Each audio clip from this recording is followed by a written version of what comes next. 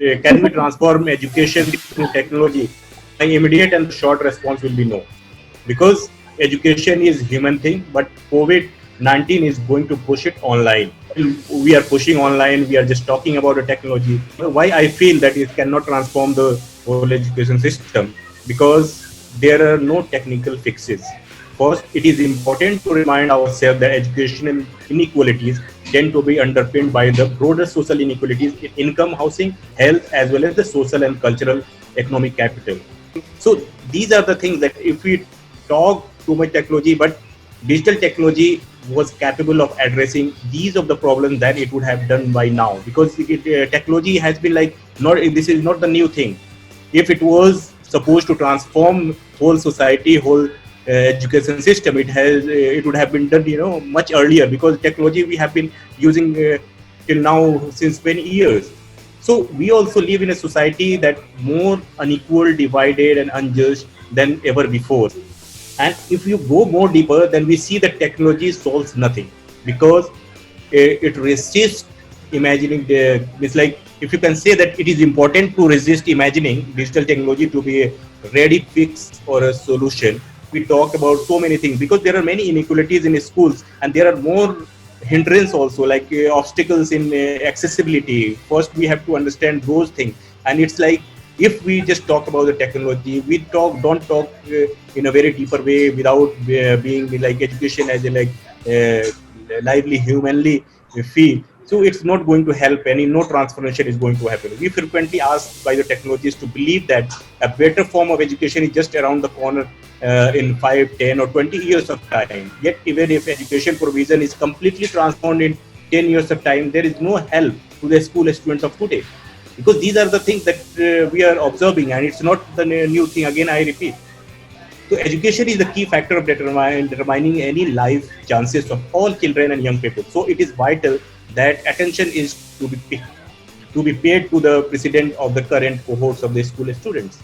Instead, talk about the potential of technology to solve education problems encourages us to forget that we are dealing with the lives of current generation of children and young people. The technology mindset is full of talk and experimentation, failing fast and failing often. And if you ask about the reason, for the third reason why I tell that it's not going to transform at all, because it is important to retain a sense of history when speculating about any capacity of technology or to transform education. For example, we know from the 19th and 20th century that technological changes is it gradual. History tells us about the technology don't prompt complete revolution. Not even the industrial revolution was a complete change. So these are the examples that we have in history, and it's like, it's nothing new thing that we are talking. But everybody is running for the technology and online without understanding its deep means the consequences. Instead, technologies prompt a gradual remediation, retaining elements of old ways of doing things alongside with the introduction to the new practices in the process. Crucially, we also know from the history of technology in education that the sense of remediation is especially pronounced in schools. So these recently also we have been seen interactive whiteboards being used often in a way to talk akin to the chalkboard of 50 years earlier. iPad being used essentially as a textbook. It used to be apps such as cohort and being used as substitutes for the old-fashioned pop quizzes. So these are the things that it's kind of old wines in a new bottle. But neither should we expect immediate transformation to occur from the use of digital technology in classrooms. I don't think so. Schools are changing, but substantial change will take place over the next 50 years rather than the next 5 minutes. Because what we are expecting that, we are going online, we are doing everything, artificial intelligence and all. So we are not going to change with it, because it's like gradual changes. It's you can say that it's social behavior and the acceptance, adaptation of this kind of behavior. It's very gradual. So it's not immediate change you can see. But what we expect that to change in a minute, change in 5 years or 10 years down the line. And fourth, and it is important to remind ourselves that there is little empirical justification for expecting an imminent improvement education through the digital technology. Educational technology is a field of research that has produced many case studies of success and best practices, yet little evidence of the sustained systematic change. For example, if we take that, though it is one of the big assumptions behind the technology in education, after 40 years of research in this area, we still don't even know how digital technology influences the learning, that in school, either it's in school or college or the university. So these are the four reasons why I'm telling that it's not going to transform this education system through technology. In a final, that after these four reasons, so what I feel that none of this is to say that we don't need technology in schools, because these are the things that it's not about that if transformation is not going to happen in a very immediate future, so we are not going to say no to the technology. It's I don't mean that, because I am telling that in other aspect that technology cannot transform, but it will take time, it will gradually transform, because it's like it's a kind of social behavior that adaptation, it needs to be taken in the person those who are using it in the user's life. And I would be one of the first people to argue that the course we need the technology in school. However, I do believe that we need to be thinking for more carefully about how technology is used in school and why technology is being used in schools. These are the how and why is more important to while we are using. So we need to be thinking much more carefully about what we want from the education, and the ways in which the digital technology is used in education is not inevitable, but is an ongoing process of debate and choice. It is therefore important to see digital technology used in education as a matter of valuable and values, preferences, and the politics. So all of the potential and the promises of technology used in the classroom should not distract us from the central premise of the debate. That is, digital technology on its own will not to make things better. Instead, it is fair to say that the digital technology simply makes some things very different. It is therefore important for everyone in education to recognize these differences and respond accordingly. We cannot afford to simply look forward digital technology as a magic solution or silver bullet. Education as a development in the digital technology is much more complicated than the straightforward case of cause and effect. So these are the things that we have to take very seriously. In India, if you see some examples, if you take the case of India and the governments and schools view technology in education as a device to transmit knowledge, not as a way to help students generate knowledge through the critical and the creative thinking. For high quality learning to occur, a student must learn with the technology rather than from it. And the government must go beyond making technology available in schools to working on the entire ecosphere of technology and education. So the digital device has the multiple interpretation, from viewing it as disparities in access between have and the have-nots to viewing it from the user perspective. So these are the things that we have to see in a different perspective. Like before exploring the digital divide in the space of education, we must clarify the role of digital technology in education. Like government efforts and other initiatives treat the domain of education in much the same way they do other domains like governance, service delivery, or health. For example, e-Seva project for the property tax filing, Bhumi project for digitization of the land ownership. So this is like that, like Aadhaar for access to the government subsidies. So these are the things that in the same way the government is taking the digital technology for schools as well, not in a different perspectives. Secondly, that education and schools are fundamentally different from other organizations as far as adoption of technology is concerned. So these are also very important point, because we cannot have the same kind of technology interpretation and technology integration like other agencies, like what the government does in a different department. Learning, which lies at the core of the educational system, is more complex than the information management for a school. For the purpose of learning, technology provides content through visualization, manipulations, exercises, and activities that are expected to either reinforce or deepen their students' conceptual understanding. This way of looking at learning is from efficiency perspective, how to use technology to learn better. While this is very important and a major concern of technology in education ought to be on how to make learning effective with the students taking responsibility for their learning and generating knowledge themselves. through critical and the creative thinkings. The effectiveness role is not concerned with the preparing students for the job or the market. Recently, that one of the survey report done by the Azim Premji Foundation also highlighted that the access is not merely the physical availability of digital hardware and software, but covers the entire ecospace of technology in schools. All these tangible and non-tangible regions bring out different level of the digital divide. Different schools have a different kind of access problems. These need to be identified and addressed. On the whole, it is evident that the attempts of the government must go beyond technology available in schools to working on the entire ecospace of the technology and education, including the mindsets. So after this, I feel that there are two ways also to understand that learning from the technology and the learning with the technology. These are also things to be understood very well. In a learning from the technology, the role of the teacher is to provide instruction on the use of technology and to use the technology as an aid in their own learning and pedagogical practices. We usually encounter resistance from the teacher adopting technology in their classrooms, and the resistance is outcome of two factors. We also face several times in these factors. The factor of the first is the fear of the digital technology that would eventually replace the teacher, and the negative attitudes towards the technology. Most teachers say that they had no time to learn to use the technology, although they saw it so many times. Second is learn with the technology. When we talk about the learn with the technology, in this view, digital tools are used to create knowledge with the critical approach. The role of the teacher and the curriculum, the nature of the classroom changes when a student began to learn with the technology. At this stage, technology is seen as indispensable for learning because of the tasks that the students are engaged in simply cannot be undertaken without it.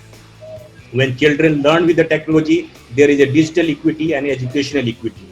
So these are the things, learning from the technology and learning with the technology. These are the two differences. So we have to also keep in mind. But when we deal with the technology, when we deal in the lockdown with this online lockdown situation, there are 5 pitfalls, that when we work online. So what we have to be careful about that. When you look at moving schools online, first question is often, what content do we need to make available?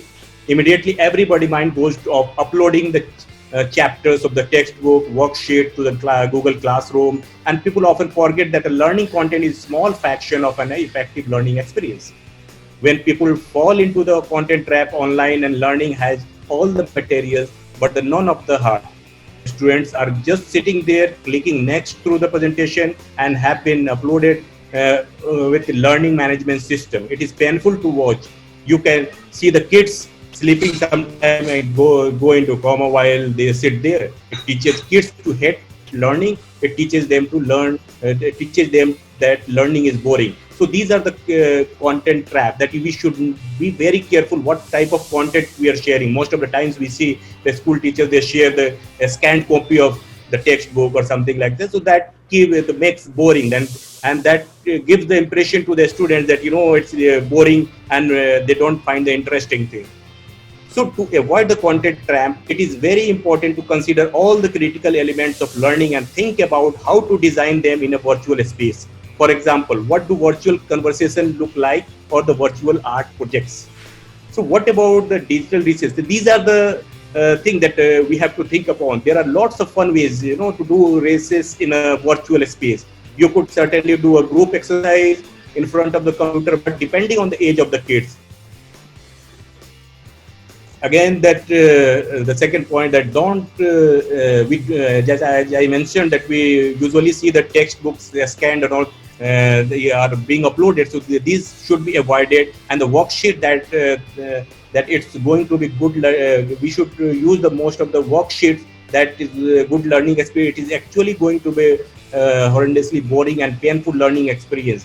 If that's what we are going to do, we might question whether it's better not to just learning for all, learning at all. So these are the things, better don't learn online. So better avoid rather than just sharing the scanned textbook or something worksheet very plain.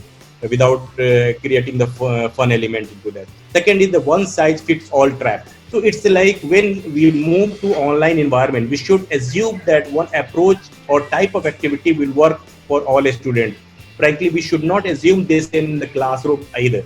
And it is easy to create online assignments without remembering that every student has a unique needs, interest, and challenges. So these are also another factor that makes online boring.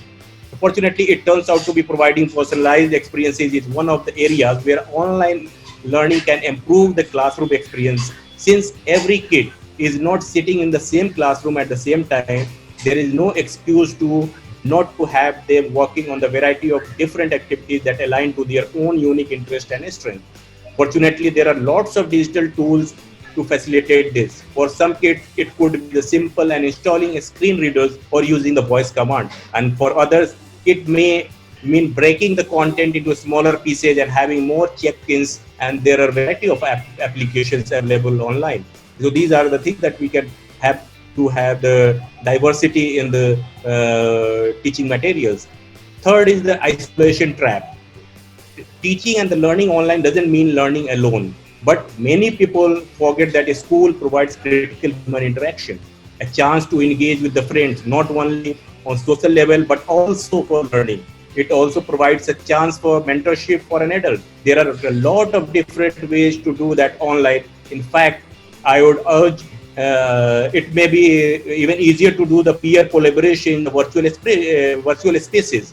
So there are a whole bunch of tools that can facilitate collaboration without some of the challenges like noise that you run into the classroom. In the classroom, we limit our social learnings experiences to the other kids in the class. But when you are in a virtual space, that sort of collaboration could be with the kids all around the world. So these there are positive aspects also, but we have to utilize those kind of opportunities and the critical thinkings and the positive elements to the learning. It is also great way to think about the incorporating experts that would never come to the school in person. So in virtual space, we can invite like book author or engineer or a lawyer or a legislator and directly to interact with the students. So that will also give them, more curiosity to understand and know more and more that what they want to be in the life. So that also is missing most of the time that we see in the schools. They are covering the syllabus and other things. So these are the elements it's missing.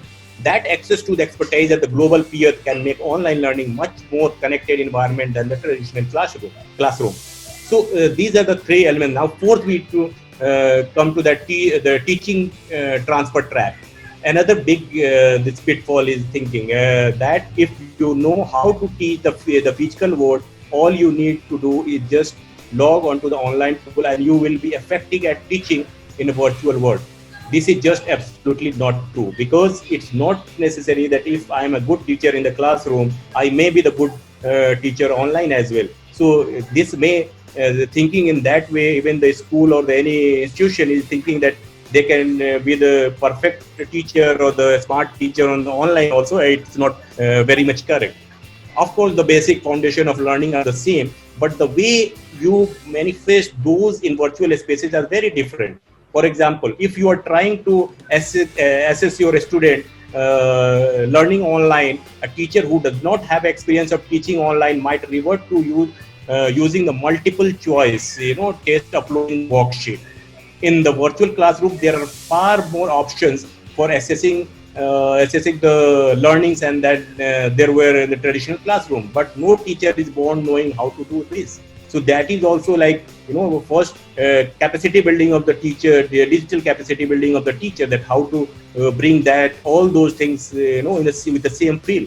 While the basic principles of accessible learning remain the same, teacher must learn new approaches for the authentic assessment in the virtual space. So the teacher needs support to learn skills like authentic online assessment. It is inappropriate to just expect that because a teacher is really good in a physical classroom and he or she will suddenly just know and how to be a good teacher in a virtual classroom as well. So now the last point that to avoid, like last point, is learning is a serious trap. For some reason, when learning moves to the virtual space, it gradually also becomes much more serious. I have watched this happen over and over again in during this kind of our experience with the interacting with the different facilitators, different teachers in the school. Like a teacher who is funny and engaging in the physical classroom often doesn't know how to convey that funness through the visual, through the virtual tools.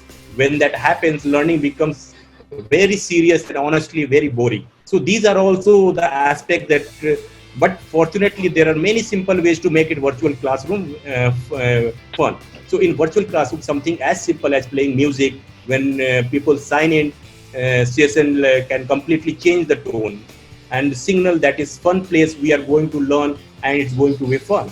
So using the video transition or can both break the experience and add humor also. So there are many tools like we can explore that how to add this kind of feeling and the humor. So it becomes more interesting.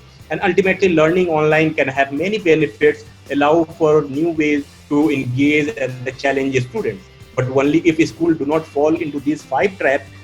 So it's upon this, then only then it is very interesting and very beneficial, not only for the schools, also for the students as well as for the education system. So this is all about my that why I feel that through technology that transformation of education is not immediately going to happen, and these are the things that we have to keep in mind while we are dealing with the online and the technology for the education. Thank you for watching. Thank you, Shahid. Thanks a lot for that insightful talk. And I think these suggestions on what not to do and what to do couldn't have come at a better time for us, our program, and our organization.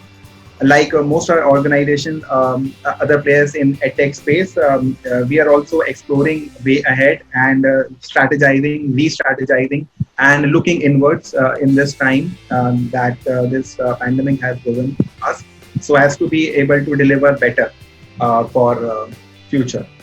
So with that, we open it up for Q&A, and uh, anyone who wants to ask any question, please unmute, and preferably if you can have a video on as well, it will be better.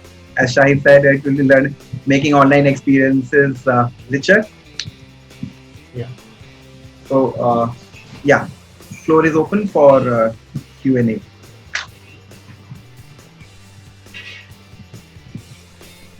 But in the chat box, somebody was willing to ask some questions. So please go ahead.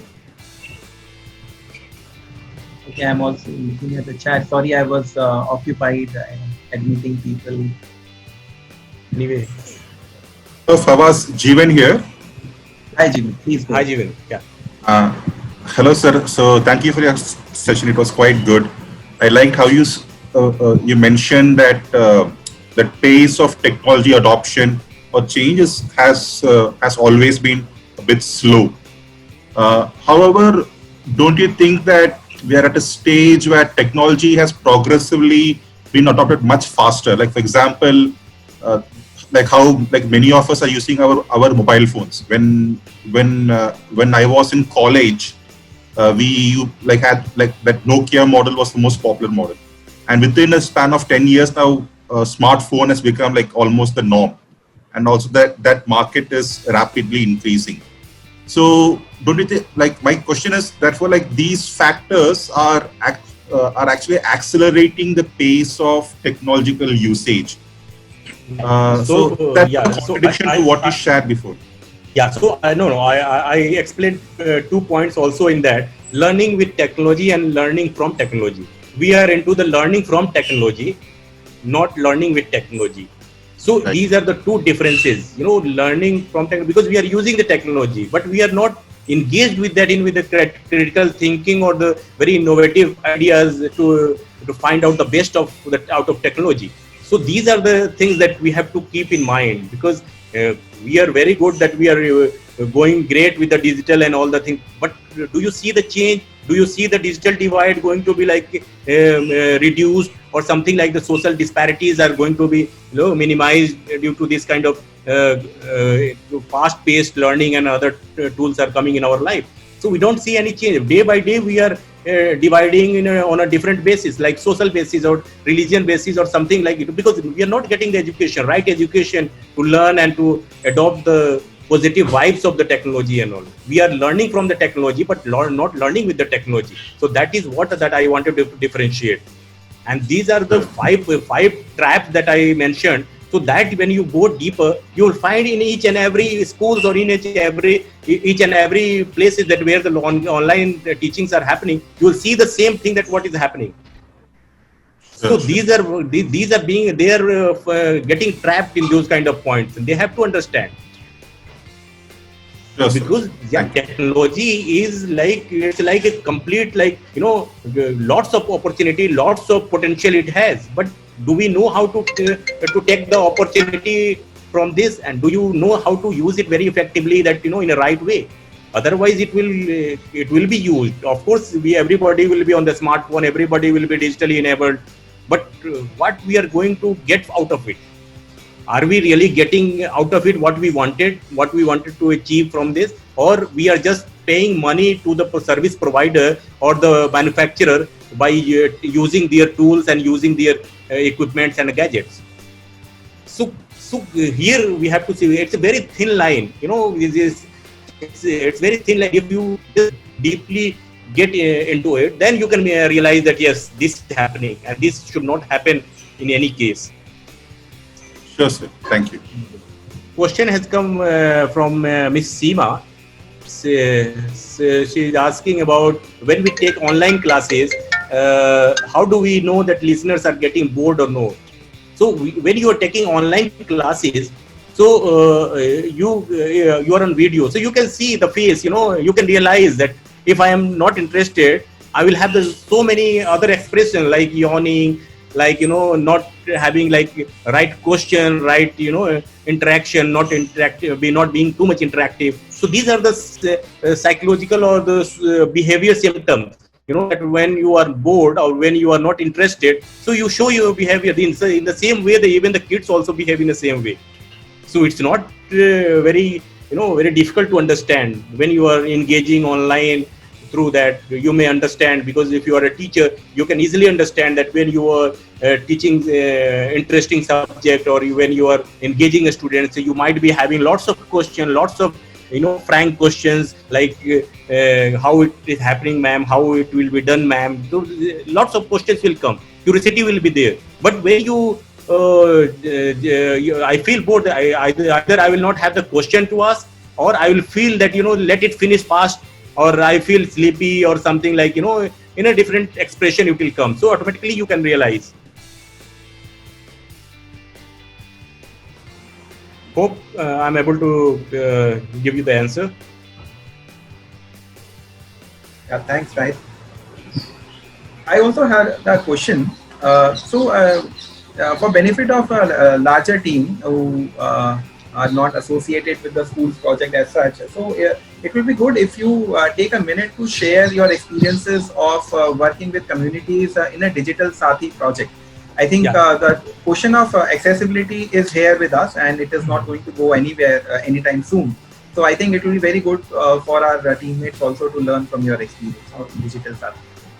Yeah, so it was named as Internet Sathi. It was supported by Google and Tata Trust. We had a very huge number of dealing with the rural women's, first time exposure to technology by training them through mobile literacy and other things. So that was a huge, very huge learning experience for us as well. How to deal with the situation where there is no internet, where there is low electricity connection and other things. So first we understood that what are the need of the society. We did go directly to give them training on mobile literacy. We first did the survey where there is a connectivity. First question was that there only will apply this kind of project. So secondly, that in that area who are interested to learn and earn livelihood through mobile. So second question was that. So by that question we filtered 30 or from one block 30 to 40 women, and trained them for 3 days complete training about how to use the mobile, how to use the mobile for information, how to use the mobile for financial transactions, how to use mobile for other learning applications. So these 3 points we trained them, and after that we also gave them a target to everybody should train 200 other rural women in their vicinity the same thing.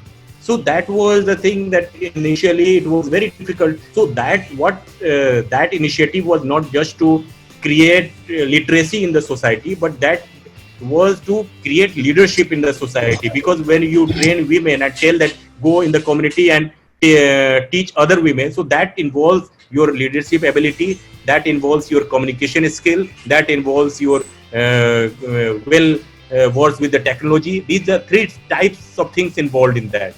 So we captured all those things, as like at the end we observed that we found the good leaders in the community. After 1 year we saw the many internet sati who became the very good community leaders. Those who were very introvert, they became extrovert. They were very good in communication, they were very well versed with the technology. So these are the things that we captured, and that was not only about learning. So learning was the at the back seat.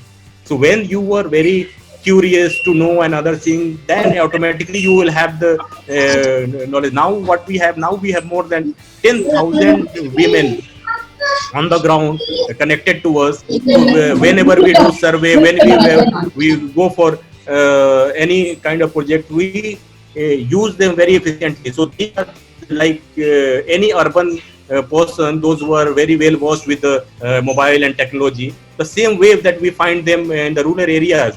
So only the difference is they are living in the village, and we are in the cities, but the knowledge is almost same. They are using in the same pace, as we are using the mobile for whatever in a daily use. So these are the experiences we see, and they are the torch bearer for us. We think, and they are the model for us, that yes, if they can change their own family, own society, why not others? So these are, and now what we see in the STEM for girls, with the name is different, but we are treating them in a same way. We are not treating them as a just facilitator. They are our family member, to be trained and to be groomed in a way like a community leader. They should be a role model for their own community. They should not be a just facilitator. So we are looking in that way. That is why we are imbibing, taking the technology in their everyday life. Not only that to understand the technology, but also to utilize it in a very effective way for the help of the it's like those who are marginalized, those who are deprived. So that can help them, and that can also create an example for the society.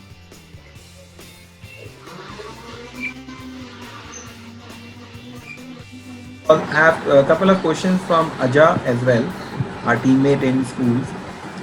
First question is, how do you see the human element in the treatment of technology in education? And second is, what do you think about self-paced learning platforms? So self-paced learning platforms and human element.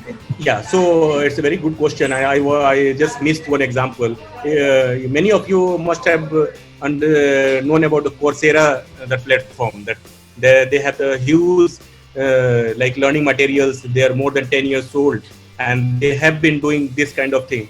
But have we seen that they have really changed the life of somebody, that without getting in human, without guiding? So it's you can easily see in human, it's like what I gave the example, that not to fall in that trap. So that was one example. That should be like even the course material, whatever we are sharing, it should be very connecting, it should be very humorous, it should be very in a way that it should not make you serious, to make you boring.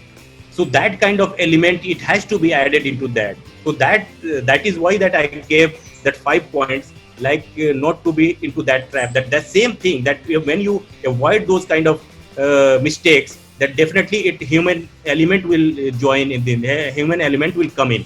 So automatically you will face, either it's a self-paced learning platform, or you are taking the classroom type of learning. It's like same, that it connects to the through the virtual space you are connecting.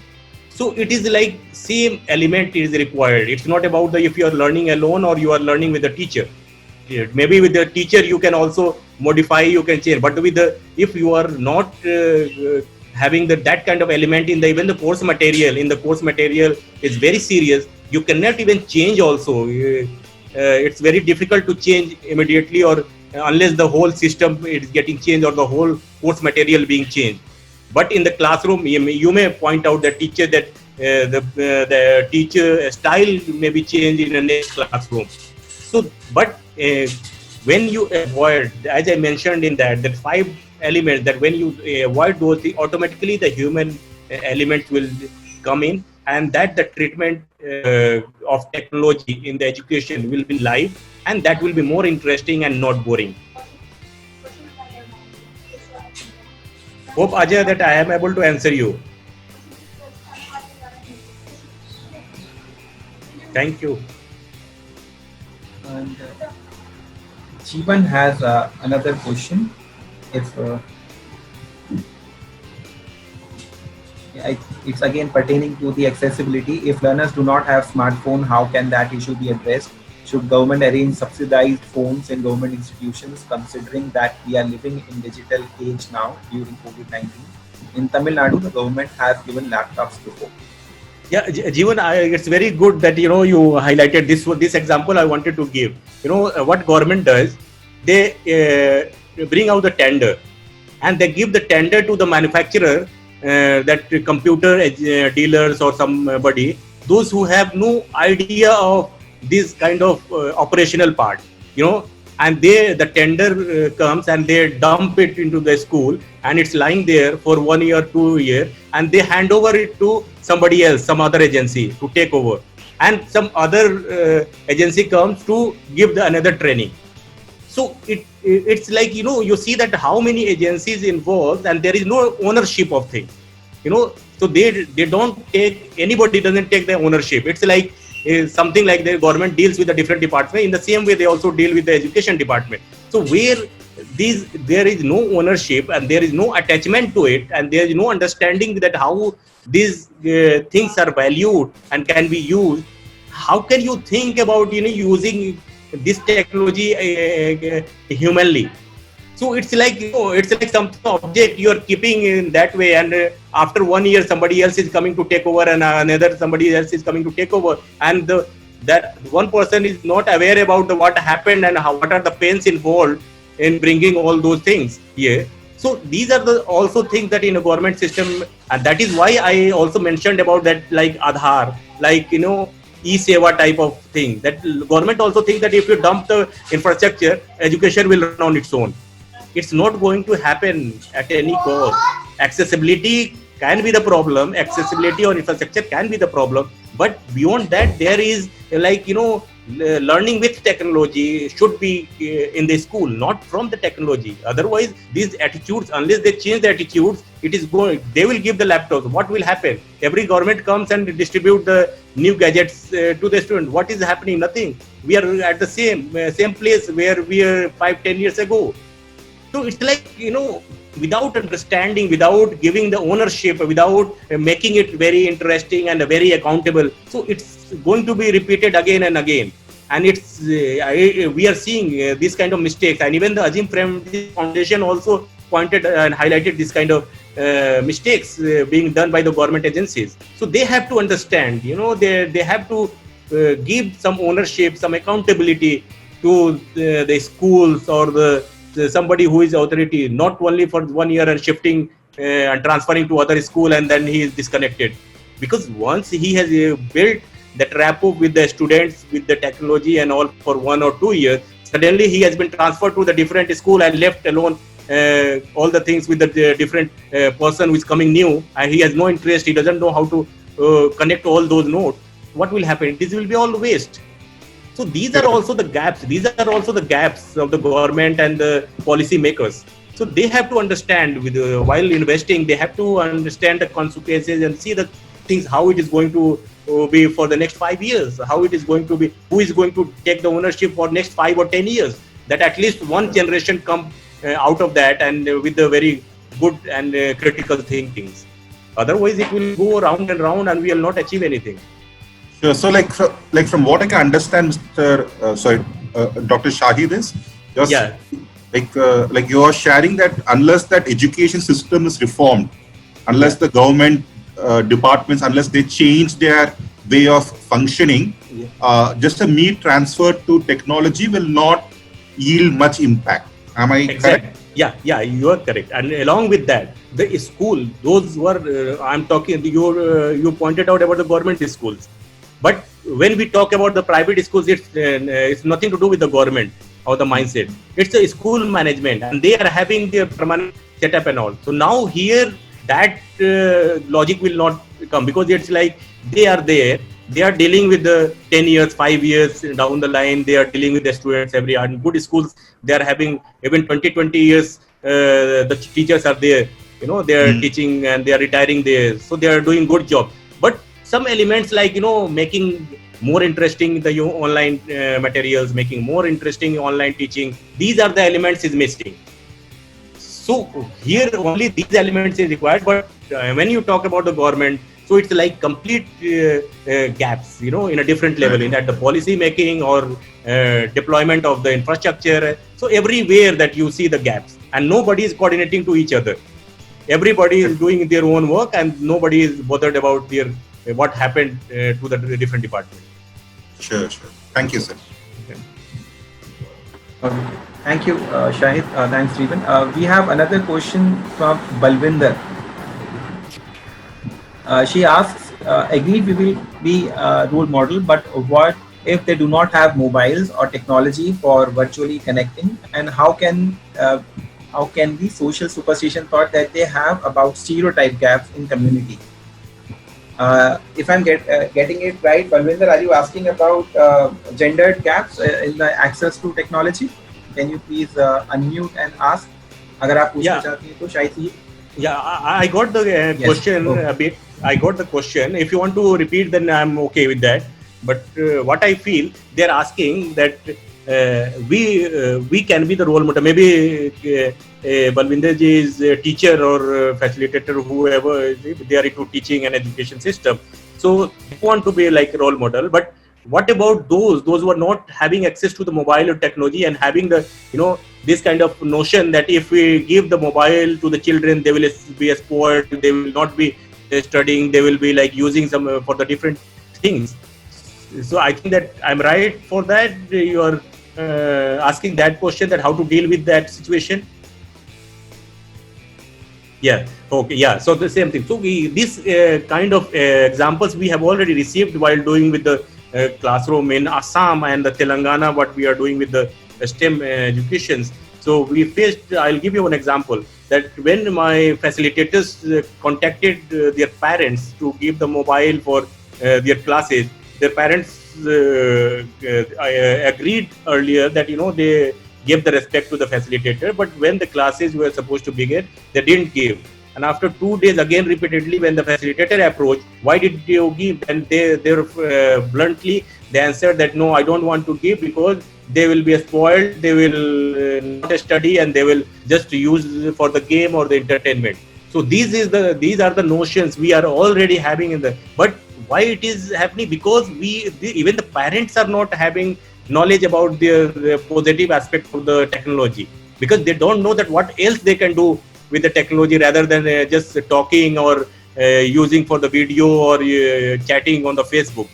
So beyond that also there are possibilities in the net. But with the same, that when the facilitator approached and told that you just give for half an hour in front of you, and I will show you that how your children will not get spoiled, or he will really use for the study. So after seeing live, that the students were very engaged. He was asking question to the facilitator, and the parents were like surprised to see that how the improvement are going to be made, and how the teachers are more interested to support my son and my daughter online without going to school. So after that, gradually they started building the confidence. So first, we have to break the glass, and to that notion, we have to prove one time at least and that will come once we showcase, that one example, that see, you say give mobile to your ward only for half an hour in front of you, and he will use only for a study, and you see the change, that how he is adopting this technology and for the educational purpose. So like this, gradually we can change. Otherwise it's like it is the same problem. It's the same problem everywhere. It's not about your question. We have also faced several when we work in the rural areas. So that is what we have to understand. And another thing, that those who have not access to the mobile, that is also true. Many students, they don't have access. They cannot come online to use, and but you can ask them after Corona and the lockdown, if possible, can they join the other friend in the neighborhood to join the same class on the same screen for the time being. When they will start doing that gradually, at least in a peer group, they will also feel like exchanging their views and understanding together. So that will also help gradually, that to help that poor student to get benefit out of it with the same tools. Another thing, that I will give you an example. In this case, we had one driver who was in Assam and who was not having phone for his children, for his son, but he was keen to support his son for the education, online education and all. But he asked facilitator how we can do it if I don't have mobile. So suddenly, second day he called that, ma'am, you don't worry. I have asked my friend in the neighborhood. He will give me his mobile phone for half an hour for my son. So can you imagine that, the curiosity, when the parent understand the value of the online education, even they don't have the mobile phone, they find the way to get the mobile phone for their ward. So sometimes like this kind of examples also comes, that which encourage us to do more and more. But we have to keep doing. We cannot get out of it just by saying that this kind of situation we are facing, we cannot do. We have to show the example. If they have seen the wrong example, so it is our time to show the right example. So then only we can change the whole society, whole system, whole mindset with the very right way.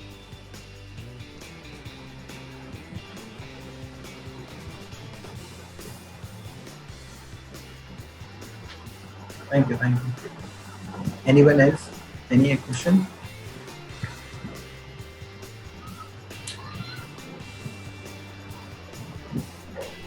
All right. So, if people don't, I have one last question to ask as we are coming to closure of the talk. Shahid, as a seasoned professional and as an worker from the fields and somebody who knows we have a connection with the grassroots, what policy advice would you give to the policymakers if you were to advise on the formation of education technology policy for the next 5 years? Don't take the technology as it is. Just feel the technology and understand how it is. And it should not be like in a very rampant decision to give it to that for 1 year or 2 years down the line. They should make dedicated 5-year plan and some ownership to the agencies, those who are handling at least for 5 years, to see the change.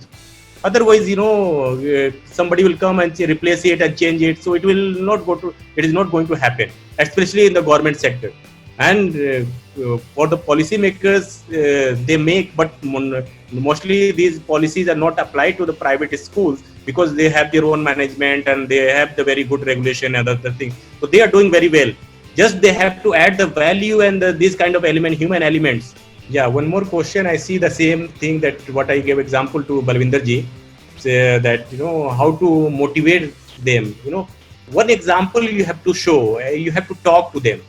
At least half an hour if they sit with their student, and when you teach one time in front of them and show them that how this can be used for the educational purpose, their syllabus, without going to school.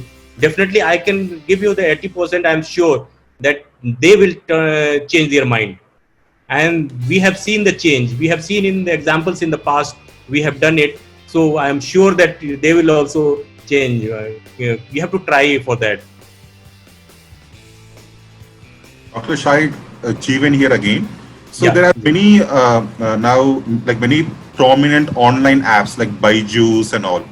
What is your understanding of those apps? Like are they following your principles of making it human, making it No, understanding. because they are going through the curriculum. They are going through the curriculum, and they are also missing that kind of element because they are into very commercial way. They want to sell it to the schools. They want to Right. sell it to the coaching centers. And we are the teacher with the student. It's our job. Whatever they are giving the seriousness, that is the very fixed material. That is fixed. How you are going to use it, how you are going to show your expression, how you are bringing that text through your style or through your own way, so that matters a lot. Otherwise it's a plain textbook or plain thing that will again play like a record button or video, fixed video, that will go again and again. So there is nothing to change. Sure. Thank you.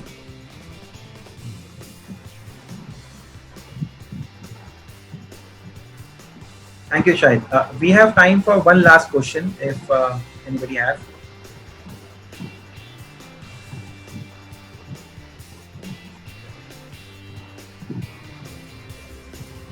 Doesn't seem like. All right.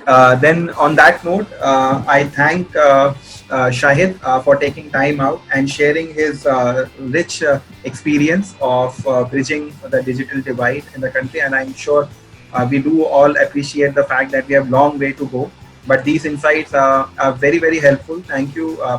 Thank you very much personally as well for giving us these insights so that it will help us fine tune our own work here at Quest, and also our approach, how we engage with external stakeholders, particularly with teachers and education policymakers. So Thank on you that so note, much. thank you very much, and we look forward to more of these insightful conversations with Thank you. Shahid in future. My pleasure.